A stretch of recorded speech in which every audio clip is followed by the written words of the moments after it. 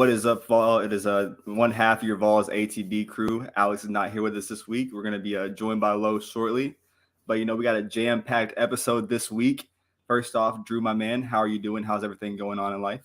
Just living the dream, baby. Still riding high off of that thriller that we had last weekend.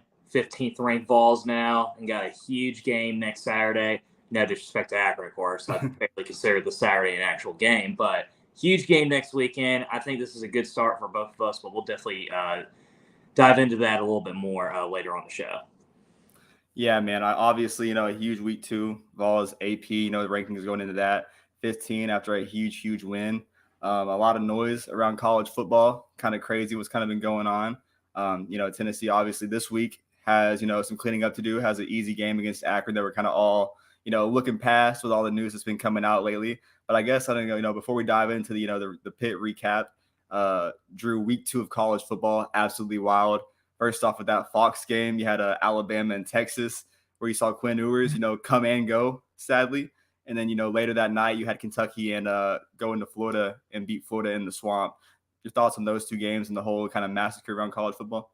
Yeah, no, I mean, it was absolutely bonkers. I mean, not even with the SEC games, but obviously a lot of those out-of-conference games as well that I'll mention briefly. But, I think a lot of people really underestimated Texas. I mean, I'm not saying that Texas is back by any stretch of the imagination, but, I mean, man, it seemed disrespectful, though, for them to be 20-point underdogs at home. Even as good as still a lot of us think that Alabama is. Mm-hmm. I was just really surprised at, just how, I mean, their wide receivers were essentially just not effective at all, And if it wasn't for Bryce Young being the best quarterback in America, I don't think Alabama wins that game. As far as Florida, I mean, they are who we thought they were, if we're going to be real. We kind of knew the Utah game was a little bit of a fluke. I think a lot of us hit the panic button after that game. But if you force Anthony Richardson, out of the pocket and make him make a play with his arm, not his feet, he will not win you the football game. And I think after watching last Saturday, it has me much more confident about facing them next Saturday, in Neyland, Checker Neyland, hopefully. Who knows? I know a lot of the Reds are not thrilled about that, but they can get over themselves. Oh, man, yeah. But, the crazy thing about it is, Kentucky's beaten them 3 of the last 5 years for Florida. So, it's kind of wild, actually a really impressive job that, Stoops has done over there. And it's a bit of a setback. I mean, and, it doesn't really surprise me. I mean, this game for them next Saturday against us is going to be huge for them in the sense that if they start off the season 2-2, man, that fan base is going to be riled up and pissed. Oh, man. Wild weekend of college football, A&M losing to Appalachian State at home. Oh, my God. I think this should be a lesson for any big-time program to never schedule Appalachian State to come play at your stadium because they are guaranteed whip your ass. Give you either whip your ass or give you a heart attack like they did to us back in 2016. So, not to mention Georgia Southern beat Nebraska. Scott Frost canned already. 3 games in, already lost his job. And then you're talking about Notre Dame losing essentially by double digits to home to Marshall. So just a wild weekend of college football. I think it proves once again why this is the best sport in the world. And luckily we got the better end of the wildness of it. So it's so crazy when I'm so in conference, and then you mentioned what happened with Boone and App State, and then also Marshall, the Fighting Herd putting a spoiler on Marcus Freeman, who before that game was like, I'm gonna go out here and win my first game as a Notre Dame head coach just to lose. I thought that was pretty wild. Kind of pivoting back to the Texas Alabama part, crazy game. The point you mentioned with Bama's receivers, I think this is the first real year that I've seen in a while where they're receivers don't have that breakaway speed or aren't running downfield and breaking away from players. Obviously Texas has a lot more talent on their roster than people kind of realize, but to see a year 2 Sarkisian team go in there against Bama when I thought they kind of would just be over when Bama walked into that stadium, that was crazy to see, not to mention all the missed calls. And then, Bryce Young, yeah, he had that Heisman candidate breakout, but also that, came from, Texas missed tackles or, penalties, offensive holding that, were just missed. And then, Bama to do the little horns down, especially Henry T. And, Nick to kind of get in their ass, be like, don't do that. They almost beat your ass. I thought that was all wild in itself, it's really bizarre for them to like do the whole entire horns down thing when they were 20-point favorites, and like a lot of people think this wouldn't even be remotely of a close game in the first place. Yeah, So I did not. really strange flex. Don't really understand it. But nonetheless, it is Alabama we're talking about. So I guess somehow in their mind it makes complete sense. But yeah, this is weird. It's like this Alabama team is weird in the sense like it kind of feels like for the first time, at least as a Tennessee fan, that like we could actually beat them at home. Mm-hmm. And don't get me wrong, like we have a list of things that we got to fix on, which we'll dive into. I'll go dive into that, soon. Hopefully, when Lowe gets in here, of course.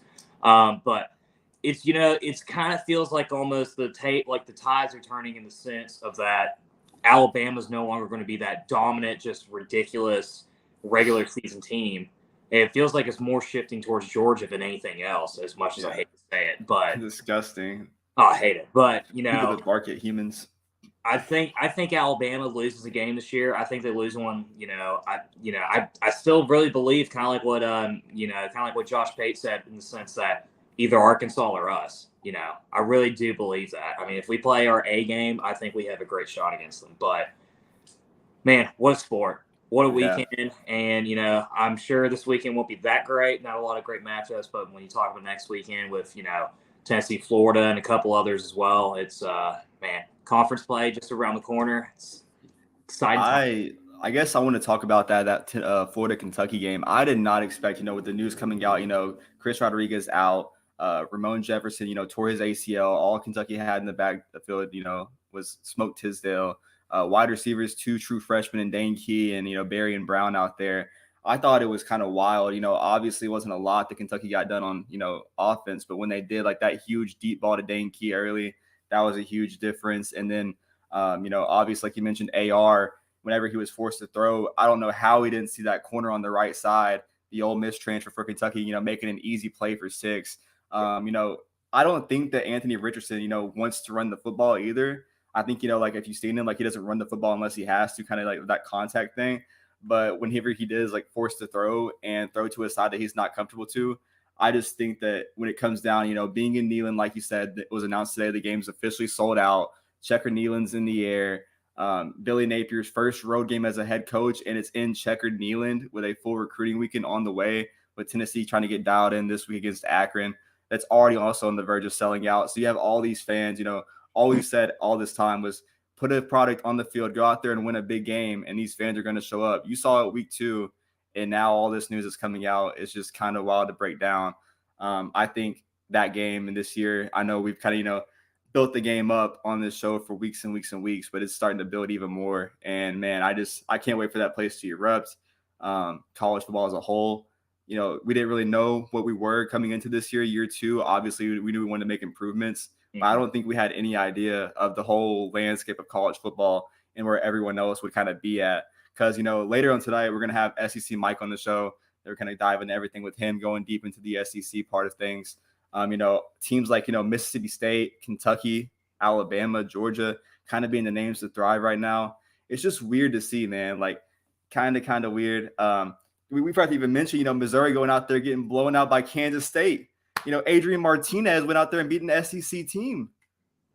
I'm sure you still having that bad blood and like feelings over, his whole entire Tennessee recruitment. But man, Missouri's terrible, dude. Like, I would actually argue in a sense that Missouri might be the worst team in the SEC right now. Like, I think Vanderbilt beats them this year. I really did. Like, I did too. I mean, Vanderbilt lost by 20 points to Wake Forest, but man, I mean, I think they said without the last second touchdown that Missouri had to put it up to 12 points, they only had 5 points the entire game, which I'm not sure how the hell you score 5 points. But yeah, it was disgusting. I remember I was turning it back and forth from the Bama game, and it was great to see Bama struggle like that.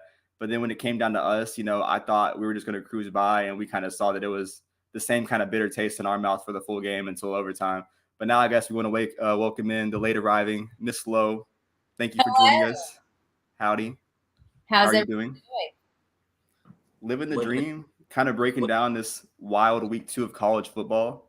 Kentucky and Florida, Alabama and Texas. We haven't got into Tennessee, Pitt yet, but just kind of breaking things down. It's been a wild week 2. Oh, it certainly has. I was, what is it? A Tennessee fan is over here that hates Alabama so much they'd rather lose their chance at $750 on a parlay and see Alabama lose to Texas than win $750. That was me on Saturday. The group chat was bumping. I remember we were all hyped, like, oh my God, is Texas back? Like, we had no idea. It was just crazy to see. And then comes down to the end. The horn guy, I forgot his first name, or HUD, whatever, for the Texas backup. He just couldn't get it done. I felt so bad for the kid because he was going out there limping, just couldn't get the job done. But that defense, man, I think Texas has a legit shot in the Big 12. So, I agree. But I did want to say, you can't. A couple of those calls were just out of control at the end of the game. That's what me and Drew were talking about, the holding on that breakaway by Bryce Young to get that 30-yard run. Down in the red zone, a lot of missed calls like that. The targeting call was like the biggest crop I've ever seen in my life. We saw what he did to Hendon Hooker. It was, it's kind of like what CG said. Like when you're facing Alabama, you're facing 11 guys out there, and then plus all the guys in zebras. So, amen. It doesn't surprise me Bama came away with a win, but like I said earlier, though, Bama is actually a winnable game for us this year, which we probably haven't been able to say probably in at least 15 years. So, well, if you look at how we played Bama last year and took it to the fourth quarter, and then you look at how atrocious they played against Texas, I would say that's one of the more winnable games if they're going to play like that. Now, do I think they're going to play like that? No, I'm sure they've been throwing up and dying on the sidelines all week, if I had any guess, because a win like that is basically a loss in Nick Saban's eyes. Oh yeah, no. If you're 20-point favorites and you had to, get a last-second field goal to beat a 5-7 Texas team last year that lost to Kansas at home, you're fairly furious on that one. You're not happy about that dub. Even him chewing out his players as they were walking off the field, or as he went to go, shake hands with Sarkisian. Even when they walked out the tunnel, they were still doing it. I don't know what it was of why Bama felt the need to do that. But honestly, me personally, if I was a 20-point favorite, like a team like Akron came in and surprised us while we're favored by 50 points, I would just, respectfully, I wouldn't be down for all that. But it's just kind of crazy to see. Knowing how Saban has built that program and like how he is as a coach, I know he's not going to let that slide this upcoming week or anything like that. So, no, not a chance at all. I guess, I kind of figured my prediction was that Kentucky would beat Florida. I think y'all already touched on that too, but they've been playing Florida really well lately. I don't know what it is, but that didn't shock me. I thought both teams played better, though, against each other than Bama played against Texas. And I was just like, what the hell is going on right now? Yeah. It's like I was telling Brando, Kentucky's actually won 3 of the last 5 games against Florida, which is like mind-boggling because 3 years ago, like they hadn't beaten Florida, I believe, since like 1980. So just like absolutely crazy, a wild turn of events that, that series has gone between them. But, you love to see it. So, Florida's beatable. Coal miners are beating Florida. Swamp. Crazy, though. Great. It's great. I think that streak itself, though, is kind of crazy because it's not like Kentucky has had more talent than Florida either. Like, they're just not scared to go out there and play in Florida or to let Florida come in there. And, like, you saw how they get wild. I think they get even more wild for Florida now than they do kind of us. And even, like, Florida fans I've seen on social media are kind of bowing down and saying that, like, we can't beat Mark Stoops. And that's just crazy as a Tennessee fan, knowing that, like, Mark Stoops can't beat us. And there's, like, Florida fans kind of bowing out. So, yeah, I feel really confident about both games this season, even, a lot of more toss-up games. But it was kind of great to see both teams go out there and put their all, and then, like, still barely one team come away. It just kind of lets me know where both of those teams kind of are at right now. So, absolutely. Well, y'all want to dive into Pitt? Absolute madness. So, like you said, our group chat was just completely out of control. I was losing my mind the entire time. My heart rate was through the roof. I got that freaking warning on my watch during halftime. It's like, you're sitting down, calm down, bitch. But I was honestly, my thorough recap of the game, I kind of took a break for a second because I initially thought Hendon Hooker looked really crappy. And I really didn't like how he was performing. And then when I went and looked back at everything he did, it's like, how could you be mad about that? He was SEC Offensive Player of the Week.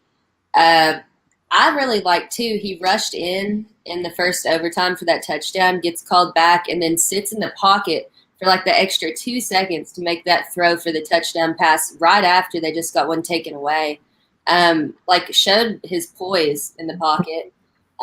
27 of 42, 325 passing yards, 2 touchdowns, no interceptions, and 27 rushing yards.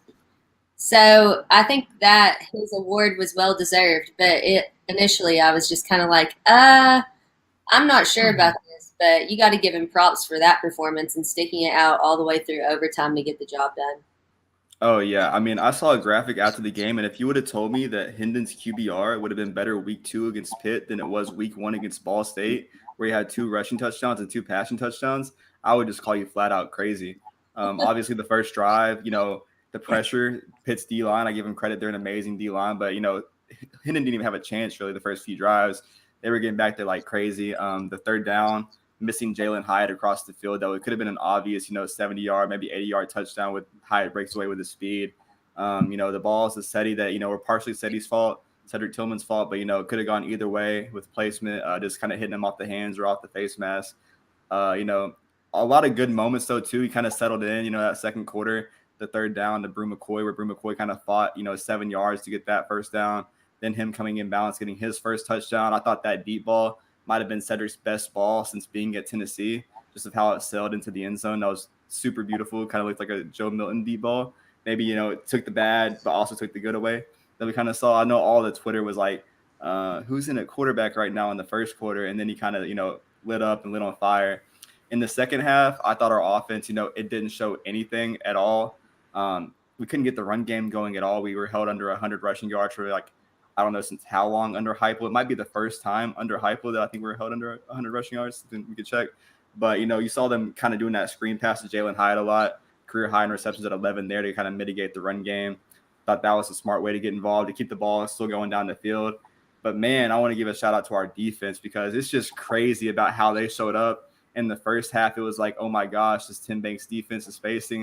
And then in the second half, it was absolutely lights out. I just thought the pressure in the second quarter and third quarter, getting the Slovis, getting him out the game, knocking Patty up, Tyler Barron and Byron Young finally got back there. But, man, we got to give a shout out to Aaron Beasley, Trayvon Flowers, and Wesley Walker on that fourth down stopped that huge sack on 4th and 13. Huge moments in the game. Pivotal, the defense, when our offense literally could do nothing, no points in the whole, almost second half. It was just crazy to see that defense wake up and show up. And then after the game, with the SEC Now thing, the insider thing came out with Heupel and Tim Banks in that locker room, kind of lighting a fire under the team after we came back and went up at halftime saying, do what you're going to do what you're taught, and we're going to win this game and celebrate. That had me fired up, man, because, you're seeing it firsthand that, the in-game adjustments you saw on the field, but then seeing how they did it, we have a staff that wants to go out there and win football games. And even though it wasn't pretty, it was atrocious. They got the job done, and you went into Pitt and beat the number 17 team in the country, and that showed. So super proud of the boys. A win's a win, and couldn't have been better. Yeah, no, I'm not going to lie. In that first half, I was ready to get my pitchfork and head to Highway Walmart to, ask for Tim Banks' head. But, that was an unbelievable second half performance from them, from the defense. To have 16 quarterback and 4 sacks, I believe it was 9 tackle for losses as well. And it just speaks volumes and the drastic difference that we saw from week 1. So, which I think a lot of us started to really believe that they were just showing the most vanilla plays possible on defense. But, I know Hendon Hooker was the offensive player of the week and everything, but guys, let's be real. He had so many overthrown balls in that first half. That overthrown ball he had to Cedric Tillman in the first half, I literally thought for a second that Joe Milton was our quarterback. I was like, oh my God, this is literally just like last year. We're literally going to lose this game because Joe Milton's going to come in and he's going to light it up. But Hooker was able to get together. But, only 90 yards of total offense in the second half and only 3 points total. So I think the frustrating thing is it wasn't necessarily that Hooker played awful. Clearly didn't because he threw over 300 yards. But this was a game that he could have easily thrown over 400 yards and wound up getting at least 4 touchdowns as well. And so this was probably one of the worst offensive performances that's been under the Heupel era. but that still speaks volumes considering we scored 34 points and we won a game on the road. So big win. First time we beat, an all-conference top 20 opponent since Miami in 2003. I think and they covered the spread as well. But this was definitely a game that we did not certainly played our best on offense, and a game that we could have certainly won by at least 2 or 3 touchdowns. And let's be real, guys. Keaton Slovis didn't get injured in that first half. I don't think we win that game. Really? I think we win bigger if we hurt him. Dude, Keaton Slovis had 195 yards and 2 touchdowns with 5 minutes. True. He was dead on the field. Yes. We had that man. He was the dead man walking concussed. If he I just want to go back to they win that game. We weren't stopping. I have to go back to a point that Drew made about how this was probably our worst offensive performance in the Heupel era, and we still won this massive freaking game on the road. So for me, as gut-wrenching and horrified as I was literally the entire game, even after the game, because I'm like, wait, did that shit really just happen? What does that tell us? That tells us a lot. That tells us that our team the curse is finally broken. They aren't just going to lose in overtime and ruin these horrendous losses. They found a way to win, and it wasn't even offense. It was freaking defense, and it wasn't special teams either because they sucked ass. So our defense decided to step it up. And just imagine what we're going to be like if we can get all units flowing together.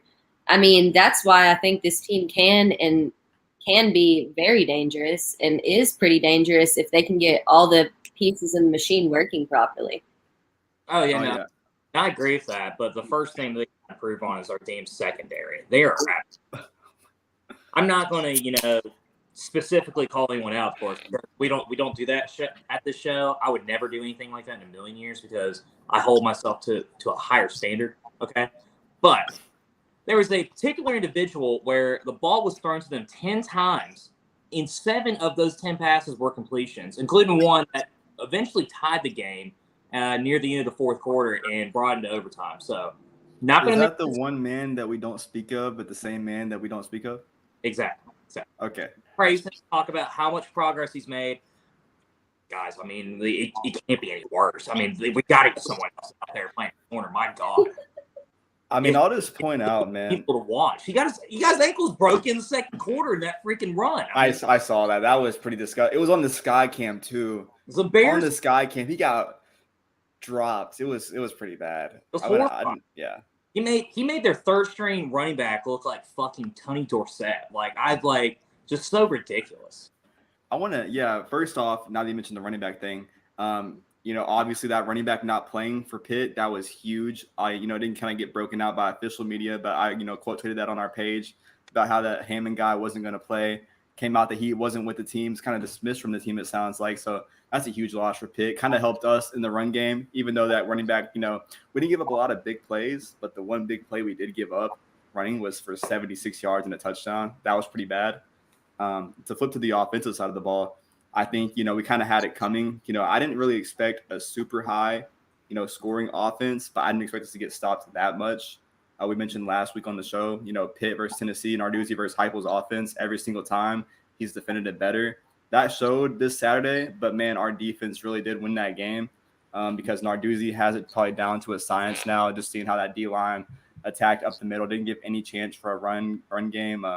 Tried to attack him on the outside, but we saw the deep throws that were missed balls. So it took a while to get going, but we made a game plan, got enough points. Obviously that touchdown, Cedric Tillman, big bodying that 5'10" guy in the end, which we said on the show wouldn't matter because just that size of going up against Cedric Tillman, that guy didn't stand a chance, and to get that one-on-one, that was just a beauty to see him catch that ball. Obviously defense was just great. Won the game. Could be better, but man, it could be a lot worse. And I think this week, just have to, go out there, get Hendon ready for Florida, but also, definitely have to work on that run game, man, because under 100 yards, you got to get Jalen Wright and Jabari Small moving this week. So all in all, though, just a win is a win, man. And we're not used to winning these away games or close games. And it's just, nice to see that W. So. And that's the thing as well. We won a top 20 on the road game, which we haven't done nearly 20 years. So there's no need to take away from that. It's still a huge win. I think it's easily the best win in Heupel's career so far. I think we're going to get to see better ones this year, personally. But 2 weeks. Man, I mean, hopefully. But we just got so much stuff to improve on, though. And my God, that secondary is so bad. It was really, really bad. But my biggest message to anyone, and I guess, Drew, this is you included because you said it a few minutes ago.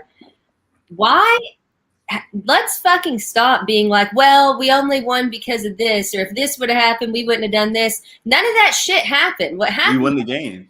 On the road. Period. 2-0.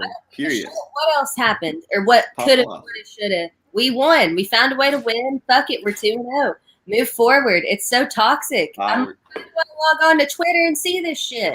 It's not being toxic, but I'm not gonna be like one of those damn believers on Facebook and be like, you should be. The greatest team in America. Like, no, like there's a lot to criticize about this football team. It's great that we're 2-0. It's awesome that we're a top 15 team. We haven't been that in a long time. But there's a lot of things we got to improve on from being a good team and being a championship team. I don't disagree with that. I think what bothers me is it's like, well, if this would have happened, or if this would have happened, or if this player wouldn't have went out, fuck it. That's the way football works. Players get hurt. People go out. Keaton Slovis. The thing about Drew's argument, though, is Keaton Slovis in itself, he wasn't doing that great. Like, he made a couple of good passes. You're right. But the guy was only paid to throw for fucking 390 yards against us before he was taken out in the second quarter. He threw for 200 yards in 2 quarters. He threw 200 yards in 2 quarters. We couldn't stop him. He was getting smoked.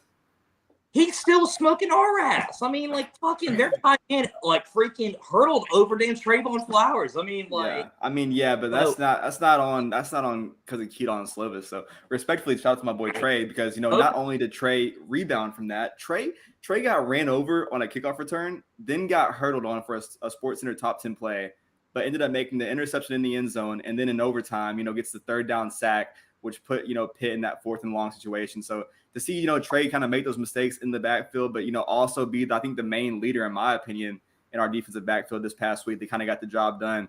I just thought that was, huge on his part. But we do have a lot to work on. Obviously, it's still crazy to me that Aaron Beasley's our best linebacker. I want to see more out of Jeremy Banks, not just tipping a ball and getting his hands on it, but, coming down with it and, changing the game and, using his body, he's a freak athlete, and, I just need to see him make those moments.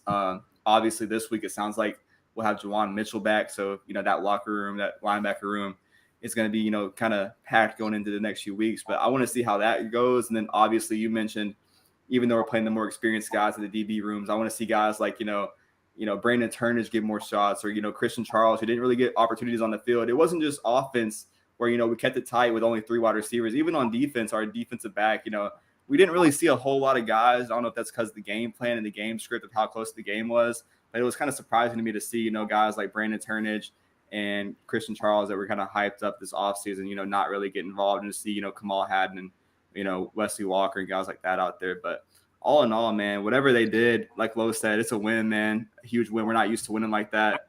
And it's constructive criticism, okay? I agree, though. I think it's good that we're at a point in a program that, we can win a game in overtime and then go back and look at it like, hey, this isn't going to slide, down the line. But wow, like, college football is so wild right now that we actually have a chance. Like, it's good that we can point out the bad, but also say that, like, wow, Tennessee, we thought it was a huge rebuild, but like this year's looking kind of, I don't want to look too far in this season, but like the 2 first games, like the trajectory of where we're going right now, it's kind of promising.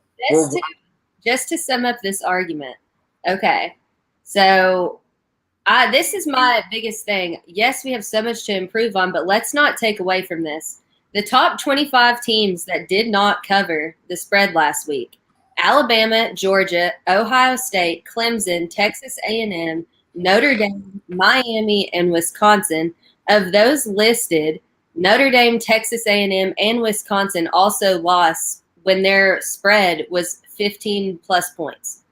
So for us to cover our spread away against a top 20 football team is something that we all need to be pleased with, while also accepting the fact that we have stuff to work on. We can do both things. I'm tired of people not just being like, that was a shitty Pitt team. No, it wasn't. Look at what the hell happened last week.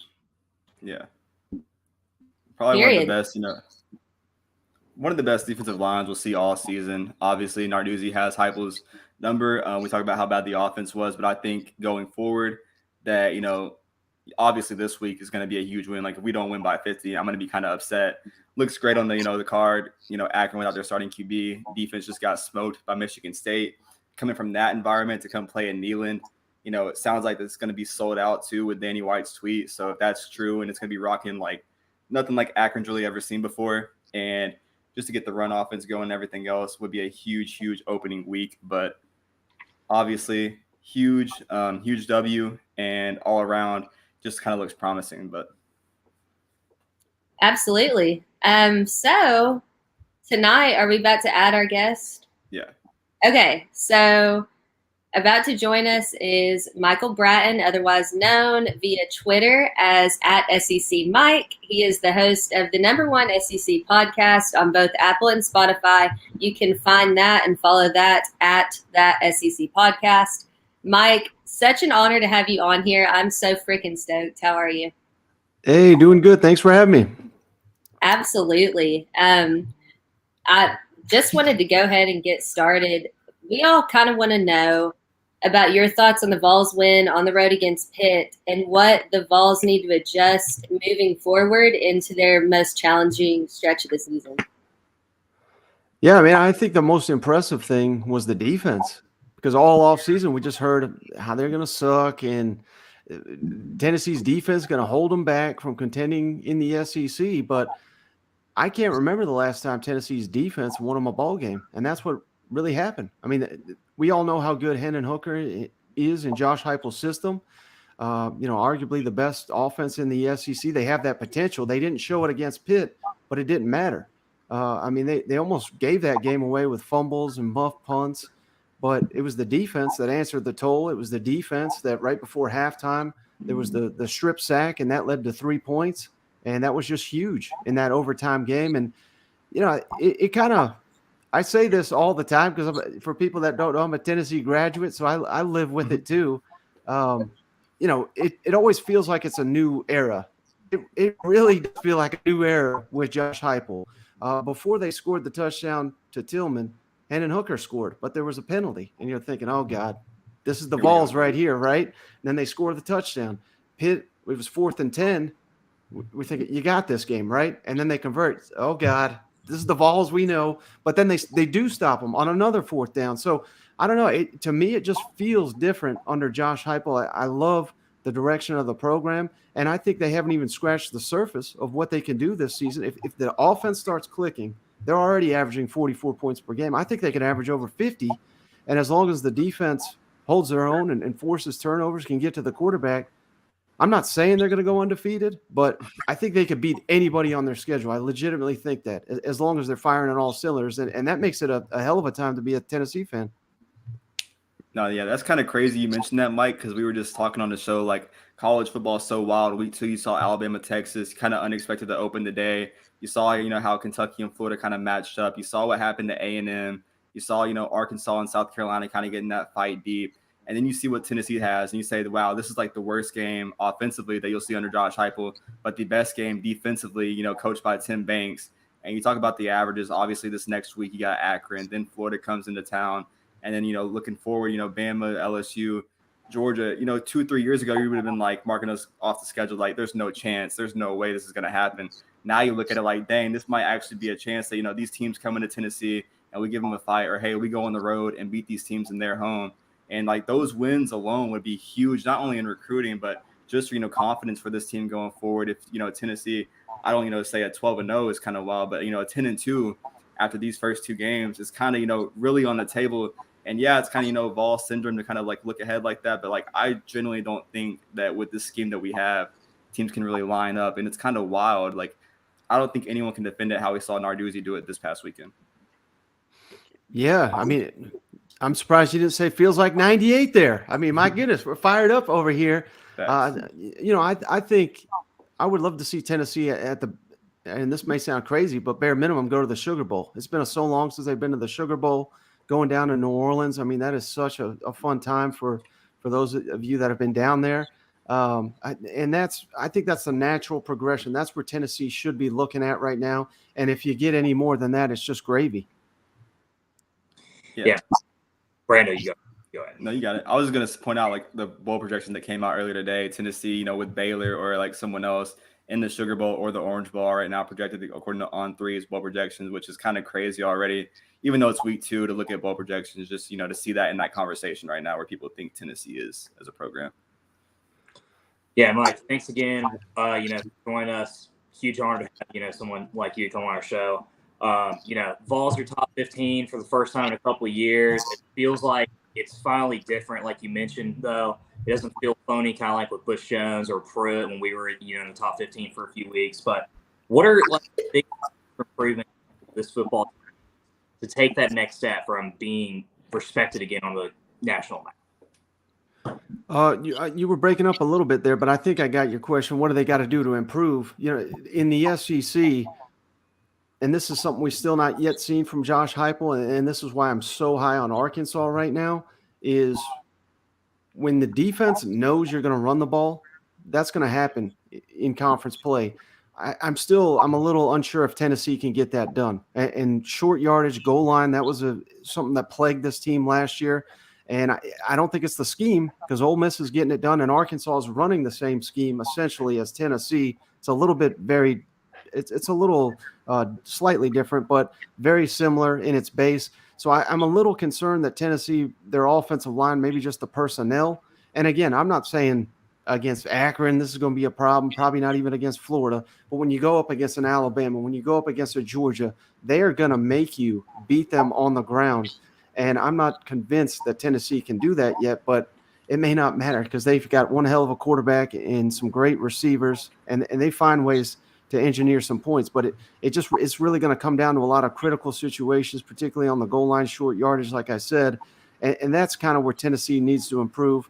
And thankfully, I think they've got a couple games here that Akron and those, a lot of the SEC East teams are not in Tennessee's class right now. Yeah, I think that's a great point. Sorry to cut you off, but I don't know if you noticed, but like Jalen Hyatt having a career high receptions, that definitely kind of was a problem, I think, against Pitt. Getting that quick pass out to Jalen Hyatt to get 3 or 4 or 5 yards just to kind of reset the passing game, reset the offense. I think that was a thing because, you saw that earlier in the game, Hendon Hooker really couldn't get going on the ground. You saw, with the run game, Jabari Small and then Jalen Wright, both respectfully, the fumble by Jalen Wright and then Jabari really couldn't get anything going. Kind of resorted to that quick outside pass, get a few yards, reset, kind of take a shot downfield. I don't know if that's kind of just, Narduzzi, like, with his knowledge of the offense or just, overall with that Pitt D line. But I definitely think, it's kind of good that they have that thing in their back pocket. Like, if this doesn't work, we can go and do this, which is kind of good to see. But definitely something, got to get fixed before conference play. Yeah, and maybe the only other thing is the defense. I'm not one of these people that takes away from Tennessee for beating Pitt. Hell, Pitt was a ranked team. I believe Josh Heupel's got more road ranked wins than Butch, Pruitt, and Dooley combined. So we got to give him his credit. He's doing a hell of a job up there. But I don't know if Pitt is going to be anywhere close to the dynamic offense that they're going to see when they face Georgia, even when they face Florida. Kentucky, we got to give them credit. I think them beating Florida says more about Kentucky than it does Florida. I know a lot of people are out on Florida already, but I think Kentucky's just got such a good front seven that they were able to corral Anthony Richardson. And that game is probably going to come down to the very same thing when they host when Tennessee hosts Florida. They got to keep Anthony Richardson in that pocket. Don't let him beat you with your legs because he can do it if you give him just a slight opening. Mike, I wanted to comment on that. It kind of flows right into one of my other questions. You said you were just talking about the Florida game. Say, Tennessee kind of corrects their mistakes this weekend, blows Akron out, kind of like most people are expecting, and then they beat Florida. They roll into a bye week before they travel to LSU. Hypothetically, if that situation happens, where do you see the Vols landing in the SEC East? If they could beat Florida, I think they're going to finish second, which is even better than I thought they would be. And that's no shame at this point. I mean, I know you don't want to that's not the goal at Tennessee, but my God, Georgia looks so good. Now, maybe we'll find out a little bit more about Georgia this weekend. I think Oregon maybe was a little overrated, but God, they just ran through them like they were just standing there. You know what I mean? So they were just so impressive. But Georgia, believe it or not, and maybe this is a factor of just how hot Stetson Bennett's been, but they are 10th in the SEC in rushing right now. So this is not your normal Georgia offense where they're ground and pound. This is more Stetson leading the way. And you guys will probably all on this show will agree with me. I'm still not the biggest Stetson Bennett fan. If I say that online, oh my God, I get destroyed. But hey, he's got his championship. I give him credit. I'm not saying he's a bad player, but I don't know if he can play up to this level all season long. So maybe that does give Tennessee an opportunity. But of course, that game is in Athens, which just makes it that much more difficult. But hey, Tennessee's won down there before. Yeah, Tennessee Terry, he points out a really good point about running QBs. You know, Tennessee kind of seen their first running QB this season, and Anthony Richardson last year was a big problem. Not only, you know, with running QB, you know, schemes, but really any QB that kind of wanted to have their way on the running ground and, you know, with rushing guards. I think that's a huge, huge key this week, forcing Anthony Richardson, or next week, I mean, kind of looking ahead, forcing Anthony to kind of like throw. You know, we saw this week what happened with that late pick 6 in the game against Kentucky. I mean, you can get those 1 or 2 turnover plays out of your defense. I think that kind of makes the difference in that game. Just to kind of see, you got to remember Billy Napier, first road game, you know, in Neyland Stadium that's already sold out. You know, I think those mistakes are going to be huge and key in that game. But you're definitely not a coach because you're already so looking past Akron. I mean, my God, if Heupel was on this call, he'd be offended sick right now. Man. Once I saw that we're 50-point, you know, favorites and that their starting QB is now out for like the foreseeable future, I just, you know, told the chat to hammer the over, even though it's 50 points, man. It's just seeing what Tuck did this past week was just crazy. I went back and watched the film. You know, that's probably my most coach-like trait. Watch the film. And this team just, you know, I pray for him, man. It's just going to be a good Saturday. So, I mean, it's the same team that St. Francis. So, yeah, I think we're going to be able to cover the spread. Sure. But yeah, go back to the Florida game, though. I think a lot of us, you know, there's been hype building up about this game for months, but I think we're all genuinely starting to believe this is going to be one of the wildest atmospheres Neyland's had in quite a long time, maybe almost 2 decades. How crazy of an atmosphere you expect to be on Rocky Top, and what does it say for Josh Heupel and this program if we can finally beat Florida and in September with a 4-0 record? I mean, it's going to be awesome. I think it's going to be a checkerboard Neyland. I don't think it'll touch Ole Miss, though. I was there last year for Ole Miss, and just because that was a night game and Lane Kiffin returned. I mean, we all know what happened there at the end. But moving aside from that, I mean, my God, was it electric in that stadium? I don't know if it'll touch that, to be honest with you. I was actually. You know, I've been moving all around the country, so I've not been to many Tennessee games, but the games I've been to most recently, Ole Miss last year, and then Oklahoma a couple years ago when they played Baker Mayfield. So I've been in some good ones. I may have to come down for that Florida game because it could be on that level. It's going to be one hell of a game, and I would imagine it's going to be the biggest recruiting weekend of the season for Tennessee. Yeah, I definitely think it's going to be out of control. That Ole Miss game, you just talked about it. I fractured my collarbone that day. So it was quite well. At the game? Tailgating, yeah. Oh, nice. No worries about that. I still I think this Florida game is going to be huge because everyone was so worried about Pitt, right? Everyone really wanted to try and get past Pitt because that was what was selling them on this team.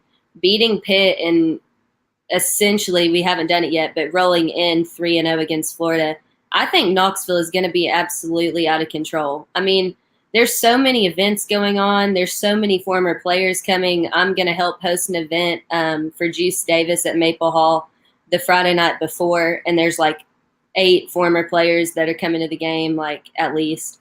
It's just going to be an awesome time in Knoxville. Yeah, and credit Danny White, man. He is really, on the pulse of the fan base, and he knows how to hype up these games, these situations. We've seen it in other sports.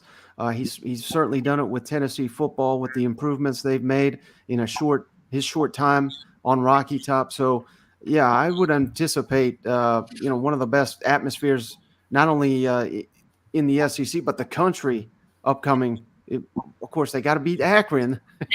I got to laugh when I say that, but they got to get through Akron first. Hell, A&M taught us don't overlook anybody. You know what? Great point. Man, App State though, like I would be if I'm an SEC team, I'm just not scheduling App State for the foreseeable future because what they got going on, like even in the past where that program has been at, and then this week what they did to A&M was just crazy to see down the wire with the rest of the games going on in the nation. Obviously, this week we got Akron, can't overlook them, but with the state of Akron's program and where they're kind of at with their quarterback and their offense, and seeing what happened last week, coming into play, respectfully, Big Ten is a good program, big conference. Playing an SEC program that's hot on the trail, hungry for more, even though they're ranked number 15, and then looking forward to next week.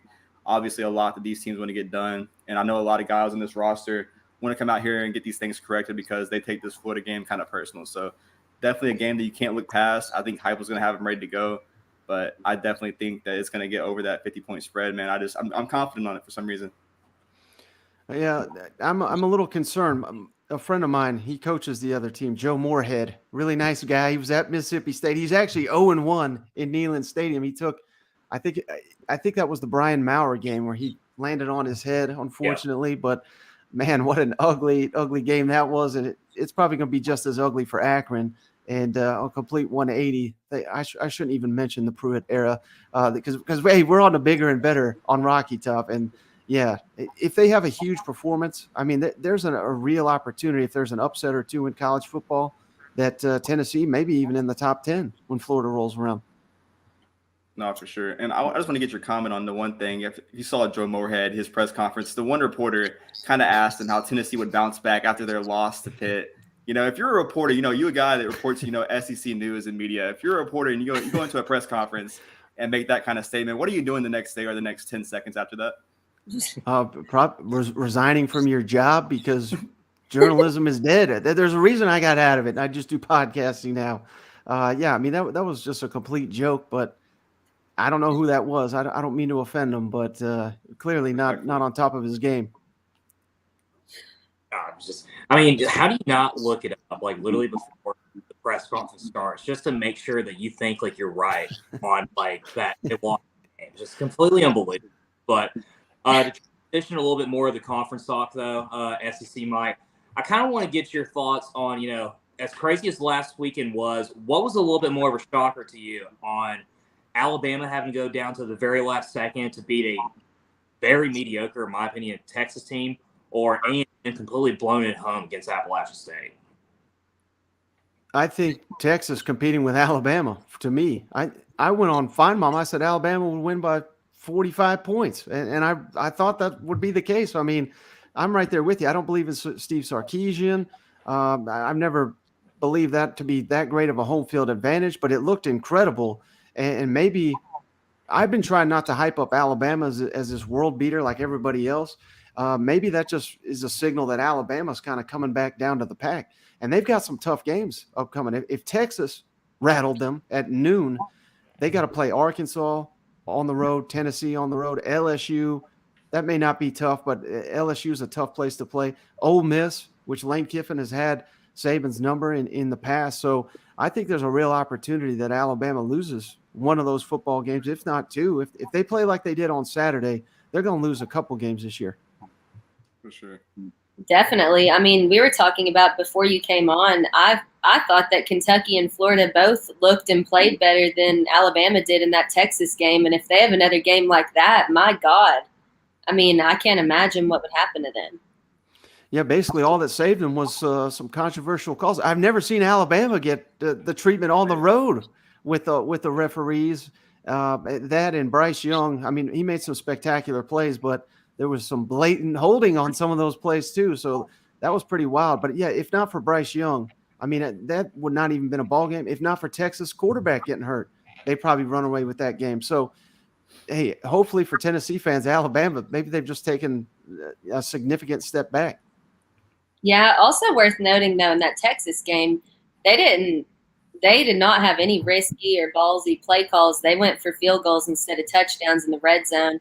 think they made it in 5 times, and it's like you are not going to beat Nick Saban like that. So that's also Right. the flip side. Yeah, and I'm no fan of Hugh Freeze.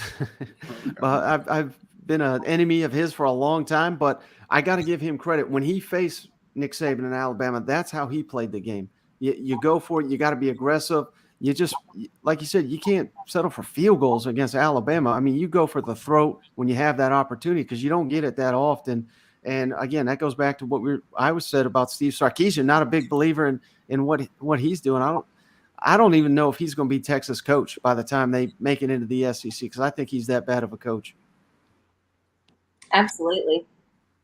Drew, you got something? No, I mean, it's hard to disagree with that. I mean, definitely like play calling, making on a sober side, sure. I mean, you can't really say that he had that back, but he's definitely not a coach. I feel like by any stretch, though, that he's the long-term solution. I feel like Texas is just like a lot of those other Power 5, big-time program jobs, is that there's way more problems over there than just a football coach, entire haul, and change in the system that they have to do.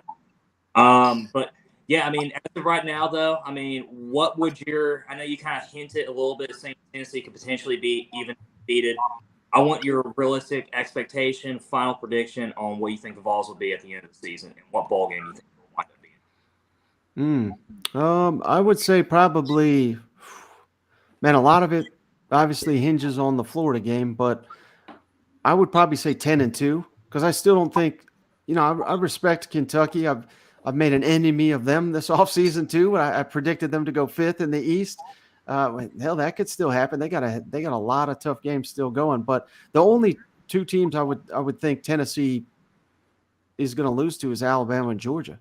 And again, if they play mistake-free football, if they can force turnovers, if the offense is clicking, I think they can potentially even beat them on any given Saturday. So I'd lean 10-2 right now and a trip to the Sugar Bowl.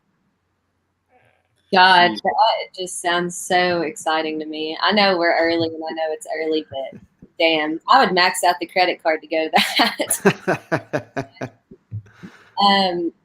I guess we're kind of rolling up on time.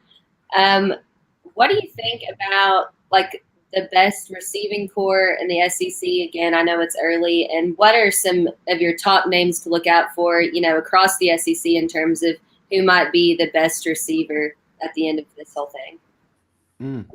Well, for me right now, a team no one's paying attention to, it doesn't seem like, Mississippi State. They don't have a receiver as good as Cedric Tillman, no doubt, but I think Tennessee right now, I don't even have confidence telling you who their 4th receiver is. Where at Mississippi State, I think they go 7 or 8 deep. And they don't have an All-American among that 7 or 8. They may not even have a first-team All-SEC candidate, but they have a number of different players that do a number of different things. And we all know Mike Leach throws the damn ball about 75 times a game. So their numbers are inflated, but that is probably my top group overall. Number 1 receiver, though, I think I would have to lean Cedric Tillman right now. I mean, Alabama doesn't have anyone that scares you. A.D. Mitchell at Georgia is really good. He's banged up. Keyshawn Butte at LSU, that would have been my number. He would have been my answer preseason, but LSU passing game is god-awful, and he seems totally disengaged. I think he's got his eyes already on the NFL because he'll probably be a top 10, top 15 pick, but I think that's going to be based more on his potential than his overall talent. A&M, one of the few things they do got going for him is Anaya Smith, receiver/running back. He was the guy that got arrested. He was supposed to be at media days. He got arrested the night before, so he didn't get to go. So I don't know if I can put him as my top receiver, given the lack of leadership, so to speak. But I think Cedric Tillman right now, I'm pretty confident saying I don't know if there's a defensive back in the SEC that can guard him one-on-one. Yeah, I mean, right now, again, we're only in week 2, but he's averaging 15.3 yards per catch. So that's pretty solid. And that's with a few drops, too. I think that'll even go up once, Tennessee, I know Brew McCoy, they connected on that one deep ball, but they've not been hitting on these deep shots. Once they start hitting on the deep shots, I think that average is going to skyrocket. Definitely. Yeah, no doubt. Brandon, go ahead. No, I was gonna say I think that's something that'll probably come later in the year. You know, you saw like Missouri, South Carolina. That's kind of when it first started, like the third or fourth SEC game in play. You kind of saw them kind of break it out. I still believe through the first 2 weeks that we haven't seen the full second year installment of Josh Heupel's offense. I just think that all the hype over the offseason and all the talks and the press conferences of what's going to be and what he can dish out. I just, I'm not going to not believe that. I think it's definitely on the table and just, kind of waiting to break it out. Obviously the emergency running back plan and everything else. I want to point at the wide receiver talk. I love the Mississippi State shout out to the Pirate, Mike Leach. I saw you have him in their top 5 of your power rankings. I know a lot of that's from their air raid offense. It's kind of crazy, even though it was Arizona, kind of, staying up for that game and kind of just seeing them pass, freely on them. It's crazy what Rodgers is out there doing as a quarterback. I definitely think he's a top 3 or 4 quarterback in the SEC. Just crazy to see what they're kind of out there doing. Like you mentioned, though, Kayshon Boutte, kind of feel bad for him. I don't know if it's, Jaden Daniels and, the new offense or, changing quarterbacks kind of late or just, the offense under Brian Kelly. But it's kind of crazy after all the transfer portal rumors he had. And then, Texas A&M, it's kind of crazy on their offense. I feel like they have all the weapons, the classes they should be there. But you saw what happened this week against App State. It just wasn't there. And now you're seeing the clips on social media of their commits going around in cars and stuff. It's just not looking good for A&M. And, going out there and, speeding in a freaking parking lot and a whole lot, a garage lot, on top of what your program is already doing. It's just, it's wild, man. It's kind of crazy to point around Cedric Tillman and Tennessee as a whole and be like, wow, like there's no bombshells out there right now. Yeah.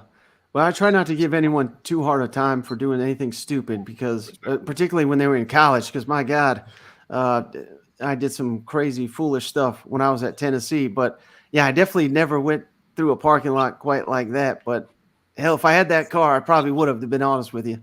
In G10, you're going to go swerving in G10 like that? If I had the car after a couple of drinks, I probably would have. I don't recommend it, but I'm saying I probably would have. I was that stupid. That's respectful. Understandable. Drew, do you have any other questions for him? I don't really. Actually, one question I do have. What do you think is more of a bigger dumpster fire right now in the SEC West, LSU or Auburn? I mean, because you already got media reporters at LSU saying, if they'd win games, that they would show up on time. And then, you got the whole off-season saga with Auburn. And, somehow they're even, underdogs going in facing Penn State this weekend. And a lot of people are already out on Brian Carson. So who do you think is the biggest dumpster fire in the West? Yeah, I think the real problem is at Auburn, and it's the boosters. And, they were out on Brian Hart. They didn't want Brian Harsin from the get-go. They wanted Kevin Steele. And that there's just been a huge wedge in that program since that time. And once he faltered a little, I mean, people seem to have forgotten this, but going into November of last year, Auburn was in control of their own destiny to win the West. And they were up 28-3 on Mississippi State. It was looking great. And then they gave up they gave up that 28-3 lead, and they lost every damn game the rest of the way. They nearly won the Iron Bowl. And in no sense could you say Auburn was nearly as good as Alabama yet. So Brian Harsin is a pretty good coach, but I hear he's a real asshole. Nobody likes working for him. So that's not helping him. And, with these boosters out on him, I mean, any little thing they're going to use to get him out. And I'm sure you guys have all seen the allegations of some misconduct there and cheating on his wife, which I have heard is not true at all. And if it was, they would have fired his ass for cause immediately. So I feel bad for him that all got out. But yeah, it's a dumpster fire there. And if they lose to Auburn, I think there's a real good chance they turn around and lose to Missouri. And if you think it's bad now on the Plains, wait till they lose to Missouri. He may not survive after that. Oh, no. No way. I agree. I just think it's kind of crazy, like the whole offseason we kind of had, like, the admin saying they would fire him. Like, let's be honest, not for that reason, but they tried everything they kind of could this past offseason to kind of get him gone and get him out the door in a week or year or two, which is kind of wild to see the whole, thing and like the innocent recruiting, department woman who just, kind of came into fire with everything. Like she became a national football meme, which is kind of crazy to see. I definitely agree that it's definitely Auburn. Even though Brian Kelly, he's going to have a hard time understanding the people of Baton Rouge and, what to say and not to say. that first comment, about being late. That's just dumb, man. Knowing the people of Baton Rouge what they do in the Bayou, but I definitely think that Brian Kelly is going to have a brighter future down in Baton Rouge. But at Auburn, man, it's just after the whole Gus Bus thing, I don't know if it was kind of questionable there. Now here, I definitely agree that it's like one or two major losses away from it getting hot. Let's not forget that the rumors of Brian Harsin putting his name out there for West Coast jobs in Oregon and other jobs like that. Like that was legit rumors out there. So I just definitely think it has to be Auburn. But that's a great question. And I think I think he'd take the Nebraska job if they offered it to him in a minute. So that could be something to watch too. I don't know how fired up Nebraska would be from Brian Harsin, but I would imagine he's going to float that to his agent. Their message boards are already sick because the fact that Urban Meyer's in town, not knowing that he works for Fox Sports and that he has to do a job for Fox Sports. So they're fully convinced that their next coach right now is Urban Meyer on the message boards, but little do they know that he's just trying to do his job. I've seen a couple of John Gruden as well. So the new NCAA video games coming out. So Urban Meyer could be their coach in some capacity once at least the video game's out, because it ain't happening in real life. Does anyone, Brando, Jerry, do y'all have any more questions for him? No, just a statement, man. Appreciate you for joining us. Obviously, the Vols Homer Talk, huge W. I think we all have a bright future for the Vols. Even though with the orange glasses off, like you can take the glasses off and see the future is kind of bright. Just having that scheme, the staff, the people that are buying in, it's just all pointing to good signs. And then everything else around the SEC might kind of point to the idea that everything out there, every game is winnable right now. The conference kind of like in shambles of its identity of who's kind of running things besides Georgia. And just, to see later in the year of how this thing unfolds. Obviously, week 2, it's crazy to talk now, but I seriously think we have a legit shot of having one of the best years in this program. So, Mike, appreciate you joining us, man. A huge guest, probably one of our best episodes yet, in my opinion. Just, can't thank you enough. Huge W. So, yeah, absolutely. Thanks for having me. I appreciate it. Drew. Yeah, no, absolutely. Thanks again. Hopefully, we'll be able to have you come on here soon. So, all right, take care. Take care. Thanks, Mike. Bye-bye. What a guys! What a freaking awesome show! I can't believe we got him on here. Oh yeah, big dub. Out to SECMIKE. Definitely one of the best Twitter accounts to follow. Not just for the Vols, but just college football in general. Dude knows what's up, especially knows when it comes down. He's the real deal. So, that's big for the brand. Stone Cold tweeted during the show. He tweeted at us, now that, SECMIKE has gave us prediction, is he in for the punishment too now? That would be hilarious. I would love if we all avoided punishment and Mike got it. But then again, me and Lowe predicted a 10-2 season as well. So I think we'd all kind of be riding the yell together. Me personally, on that note, now that we all have the same prediction, I'm going to say no. Just for, me and Lowe's sake, respectfully. Wait, I thought I went 9-3. I thought 9-3 as well. Like I did. Juice went 10-2. Oh man, me and Juice off those wings is what did it. I think we both, thought 9-3, but he just went off 10-2 off those hot wings. But I don't know if it was necessarily the wings. I think it was more or less the Tito's that played on that prediction. So dear God, probably Tito's for you, Scotch or whatever it was for Juice. He likes that whiskey. Man, I guess the last thing we got to cover is like Akron week. I know it's the shortest week. We're not looking forward to it, but I guess this week, 3 days away, Saturday night, 7 p.m. Gonna be in the building in Neyland. Sounds like Danny White. I don't know if he's trolling, trying to get more tickets sold, or that this is gonna be a sellout game, 100,000 plus. But I mean, it was like 1,000 tickets away from a sellout against Akron. Yeah, it looks like it's sold out. Because when I looked like today, just out of curiosity, I mean, upper deck is $70 a piece now. Yeah, so, lower deck is like 150, which is crazy. Which is insane.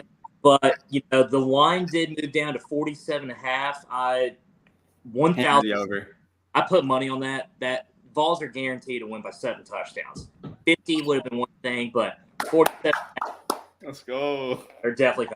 I got the Vols winning 56-3 on Saturday. So. I forgot to even make a score prediction. I'm sure it's going to be in the 50s. I would assume. So I'm just going to copy Drew's. Okay, I'll say we said it all along, but you go out there and you win a big game, people are going to show up. So if there's really 100,000 people there, you got to give credit to what we went out there, did week 2 on the road, got that W. Obviously, you have to give a sign to believe, and it's the first sign of life, major life on a road win since 2003 for the program. Huge if you can go and do that in someone else's house, coming back to Neyland, and then you got 2 or 3 weeks in Neyland before you go down to Baton Rouge. Absolutely crazy hype. It's going to be a madhouse for Akron. Maybe for the first half, because we're going to put up a lot of freaking points on this team without their starting quarterback. Michigan State did them dirty. I just don't think they're going to get any movement on the field. I definitely think it's good for our defense and for our running game. Hendo Cinco protect himself. Let Jabari and Jalen go out there and do tote the rock. Maybe a few passes to Tillman, Hyatt, Merrill. Get the young receivers involved. I want to see Taven Jackson. I definitely think we cover the 49 or 48 point spread. I'm going to take Vols 62-7. I'd like to get back in the 60s. That'd be freaking awesome. Is that mean we're missing an extra point somewhere there? I mean, not that it would surprise teams, but is that what you're predicting, Brando? That we're going to miss a extra point and they're going to score a touchdown on us? Not necessarily. I mean, I just think that by the time that we're ready to go home in the fourth quarter, that the people that are playing for our defense just might be guys that are still paying for school, respectfully. But at the same time, I just think after last week, I just think that even though it might be 62, there might be a couple field goals in there somewhere where we feel kind of respectful or whatever. But I think there's going to be a lot of defensive touchdowns, a lot of defensive turnovers, and a lot of involvement that sets up the offense. And there might be, moments where Chase McGrath comes out there and gets, 9 points to make it an odd number. I'm not saying we're going to miss an extra point, because what we saw from Chase, man, that's the MVP for my game for Pitt. That man hit a 51-yarder, all the confidence in the world, and won us that football game. So that's my guy. Clutch. I mean, looking back, that was a very clutch field goal he had, because he was literally the only points we had in the second half. And, we would have lost that game because of a particular individual, man. So. All right, guys. Would never call him. Wait, Drew, what do you do for the week if that man that we don't speak on costs the game? What do you do? Wait, what? If, say we don't, we're going to win, we're going to beat Florida. And I know you're kind of getting to that, set now on the show that we're going to beat Florida after all offseason. But What if the one man that we don't speak of costs the game? Pitchfork, either Clinton Highway Walmart or Chapman Highway Walmart, or at the Rock, and a very explicit and disgusting message on voluntary reaction. That will happen. Well, if that brother, I'll be there right next to you. I got approved off the whole weekend, so I know we'll be there Friday, Saturday, Sunday. Full Vols ATB effect. Obviously, it's wild to look away and look ahead, like Mike said, but we're gonna whip Akron's ass, and then we're gonna have a full sold out in Neyland, and probably whip Florida's ass. So all the hype in the world. Can't wait for next Wednesday to break down Florida Hate Week. Drew's gonna be full Vol. It's gonna be great. Full ATB show coming up. Alex is not here being a doctor, but man, the future. I'm trying to not go full orange glasses, but it's so nice to be like Tennessee football right now. I just love it.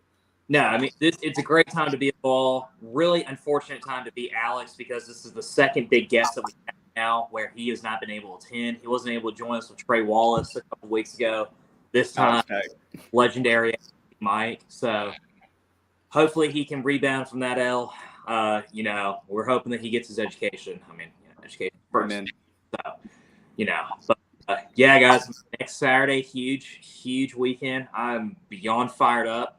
Unfortunately, I found out one of my best buddies from London that's coming in for the game thought it would be a good idea to paint himself all orange. So, oh, dear God. Yeah. I talked him out of it, but he doesn't know how the thing works over here. Back in the other you're going to have to meet CG with a friend that's in all orange, imagine. You're not going to embarrass me like that, but he's going to do it.